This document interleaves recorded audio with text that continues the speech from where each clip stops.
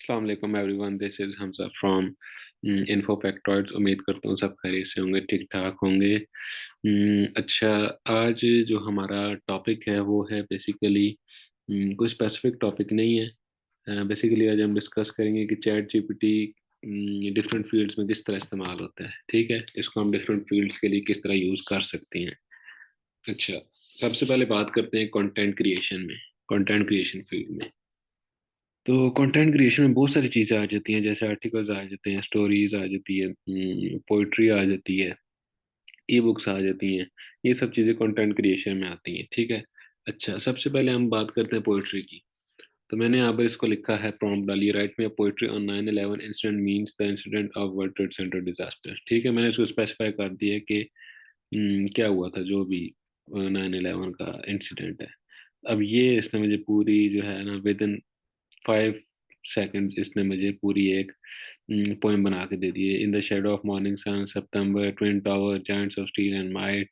ये सारी इसने मुझे जो है ना पोएम बना के दे दी है, ठीक है।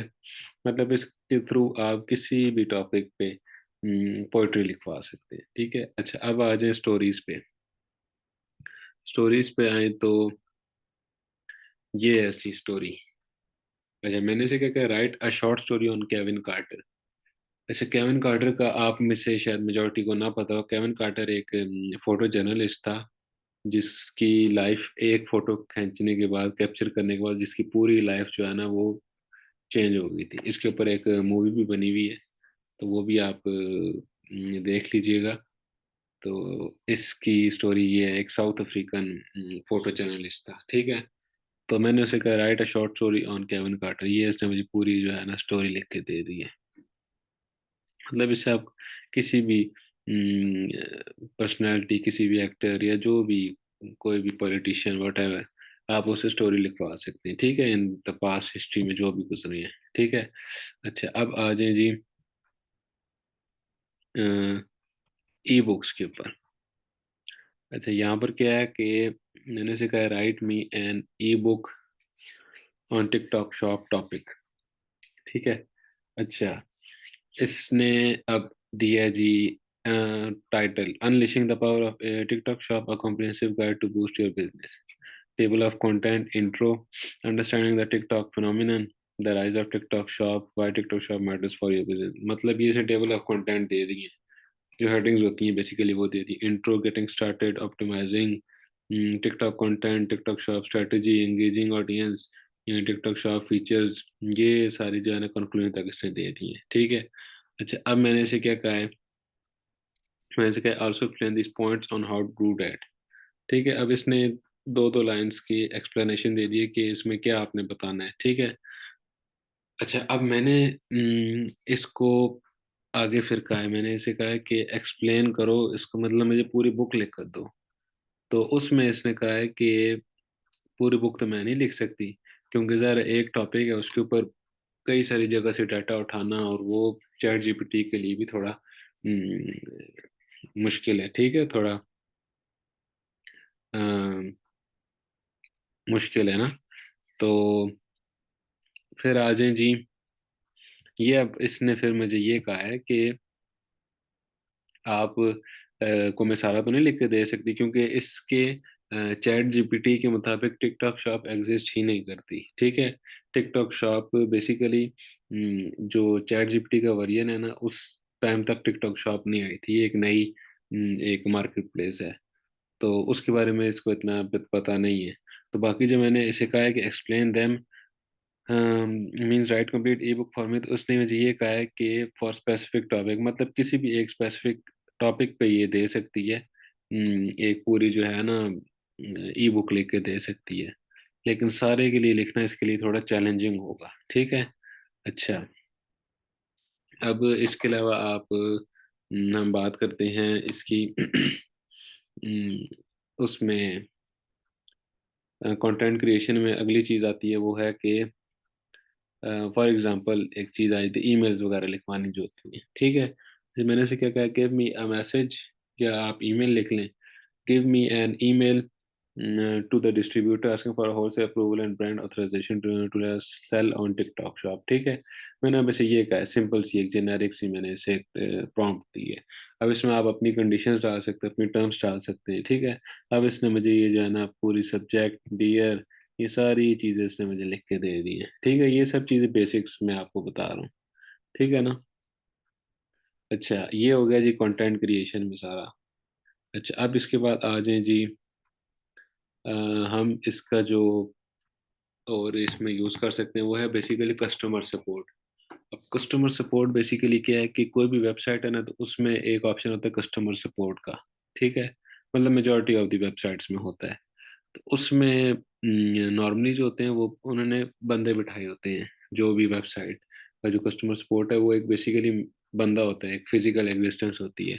लेकिन चैट जीपीटी का ये फायदा है कि हम चैट बॉट्स भी यूज कर सकते हैं। ठीक है, बंदों की जगह हम चैट बॉट्स यूज कर सकते हैं। उसके बारे में इंशाल्लाह आगे आने वाली वीडियोस में आपको मैं पूरा डिटेल में बताऊंगा कि चैट बॉट्स किस तरह जो है आप अपनी वेबसाइट्स में इंटीग्रेट करते हैं। ठीक है, ये कस्टमर सपोर्ट जो है आप अपनी वेबसाइट्स में इंटीग्रेट कर सकते हैं। ठीक है, ये एक फ़ायदा है चैट जीपीटी का, मतलब इस फील्ड के लिए भी इस नीश के लिए भी जो है ना वो इस्तेमाल होता है। ठीक है। अच्छा, अब आ जाए जी एजुकेशन में। एजुकेशन में ये जो है एज अ वर्चुअल ट्यूटर आपके लिए काम कर सकता है। आपको क्वेश्चन के आंसर्स प्रोवाइड कर सकता है। आपको स्टडी मटेरियल्स आपको किसी किस्म की चाहिए हो, कोई असिस्टेंस चाहिए हो, वो आपको ये दे सकता है चैट जीपीटी। ठीक है ना। मतलब ये सब चीज़ें बेसिक्स में आपको बता रहा हूँ। तो इसके अलावा आप इन डेप्थ भी चाहें तो बहुत सारी चीज़ें ऐसी हैं जो मैं आपको अभी शायद ना बता सकूं, इतनी चीज़ें हैं तो, लेकिन मैं आपको एक जनरल ओवरव्यू बता रहा हूँ। ठीक है। अच्छा, इसके अलावा आ जाए जी प्रोग्रामिंग एंड कोडिंग में।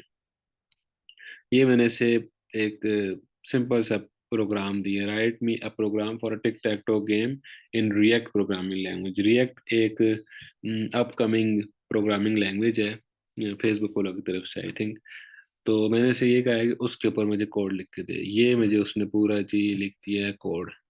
अच्छा, अब मैं तो खैर प्रोग्रामिंग की फील्ड का बंदा नहीं हूँ तो शायद ये कोड गलत भी हो। मतलब कि 20 to 30% चांसेस है कि ये कोड गलत हो। लेकिन उसकी भी टेंशन नहीं है, वो आप दोबारा डालेंगे वो दोबारा ठीक कर देगा। तो अब ये पूरा इसने मुझे कोड दे दिया गेम का। ठीक है, मतलब सिंपल है, कोई इसने जो है ना बहुत ज़्यादा नहीं सोचा। विद इन 2 to 3 मिनट्स इसने मुझे जवाब दे दिया। ठीक है। अच्छा, ये होगी जो प्रोग्रामिंग की फील्ड होगी। अब आ जाए जी हेल्थ केयर फील्ड में इसकी क्या इम्पोर्टेंस है एआई की। अच्छा, मैंने सिर्फ लिखा है I am feeling pain in my heart and arms for the past week, what should be the specific problem.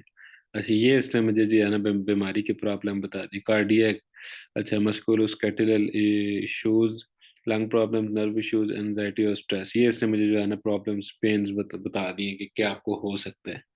अच्छा, अब मैंने इसे क्या कहा है what are the home remedies of this system. अब इसने मुझे ऊपर कहा है कि आप इसको इग्नोर ना करो, इसको चेक करवाओ। ठीक है, मैंने इसे ये कहा कि यार होम रेमेडीज बता दो। अभी इसने मुझे होम रेमेडीज भी बता दी है। ठीक है, rest and relaxation, warm compress, over the counter pain medication, hydration, avoid triggers. अब मैं इसे पूछता कि यार मुझे दवाई बताओ तो वो मुझे दवाई भी बता के दे देता है। ठीक है ना। मतलब इसको आप प्रोफेशनल में भी यूज कर सकते हैं और पर्सनल में भी यूज कर सकते हैं। ठीक है। अच्छा, अब आ जाए जी आखिरी, वो है जी कि इसको हम रिसर्च वगैरह में किस तरह यूज कर सकते हैं। ठीक है, रिसर्च पेपर वगैरह में, आर्टिकल्स वगैरह ये जो होते हैं ना एमएस और पीएचडी वाले जो बंदे, उनके लिए ये बड़ी एक अपॉर्चुनिटी है, एक बड़ा एक प्लस पॉइंट है। ठीक है। अब मैंने सीखा कि राइट में research paper on the welding arm fixture topic. अच्छा, वेल्डिंग आर्म फिक्सचर एक बेसिकली वेल्डिंग ही होती है। उसमें एक जो फिक्सचर होता है वो अ, उसको जो है ना आप अलाइन कर सकते हैं कि वो हॉरिजॉन्टली मूव करे या वर्टिकल मूव करे। ठीक है, बेसिकली ये फिक्सचर का काम होता है। मैंने से कहा रिसर्च पेपर लिख के दे दे। उसने मुझे टाइटल, एब्स्ट्रैक्ट, जिस तरह रिसर्च पेपर का जो फॉर्मेट होता है। ठीक है, फिर intro, background, welding fixture design, functionality, ये सब पॉइंट एंड में कंक्लूजन। अब ऑब्वियसली मैं ये सारा कॉपी पेस्ट तो नहीं करूंगा, इसमें चेंजिंग करूंगा, इससे करवाऊंगा, और जगह से मैं जो है डाटा उठाऊँगा, फिर जाके मैं अपना फाइनल पेपर करूँगा। लेकिन कहने का मकसद है कि एक ओवरव्यू, एक काफ़ी सारी चीज़ें जो हैं वो आप इससे कर सकते हैं, ठीक है? अच्छा, बाकी इसके अलावा आप जॉब डिस्क्रिप्शंस वगैरह लिखवा सकते हैं। और इसके अलावा कंपनीज़ की पॉलिसीज़ वगैरह, जैसे टर्म्स एंड कंडीशंस हैं, मतलब वो नॉर्मली हर कंपनी की एक जैसी ही होती है, इतना कोई फ़र्क नहीं होता। मतलब एक नीश की मैं बात कर रहा हूँ, जैसे ई-कॉमर्स की फ़ील्ड है, उसमें terms and conditions normally her website, her company की सेम ही होती हैं 80 टू 90%। तो वो आप इससे लिखवा सकते हैं, इसको आप अपनी नीश बता दें, तो ये आपको लिख देगा, ठीक है? अच्छा, ये थी जी कुछ टिप्स और कुछ फ़ील्ड्स। मतलब ये ऑब्वियसली लिमिटेड नहीं है, इसके अलावा हज़ारों लाखों फ़ील्ड्स हैं जिधर हम चैट जीपीटी को यूज़ कर सकते हैं। लेकिन ये कुछ मेरे ज़हन में आई थी, तो मैंने कहा आपको शेयर कर दूँ कि किन-किन फ़ील्ड्स में हम यूज़ कर सकते हैं, और इसके अलावा और बहुत फ़ील्ड्स हैं, ठीक है? प्रोफ़ेशनल तो है ही है, लेकिन पर्सनल लाइफ़ में भी इसको आप यूज़ कर सकते हैं, ठीक है? तो उम्मीद करता हूँ कि आज का लेक्चर आपके लिए फ़ायदेमंद होगा। तो इंशाल्लाह नेक्स्ट वीडियो में आपसे मुलाकात होती है। अल्लाह हाफ़िज़। अपना ख़्याल रखिएगा।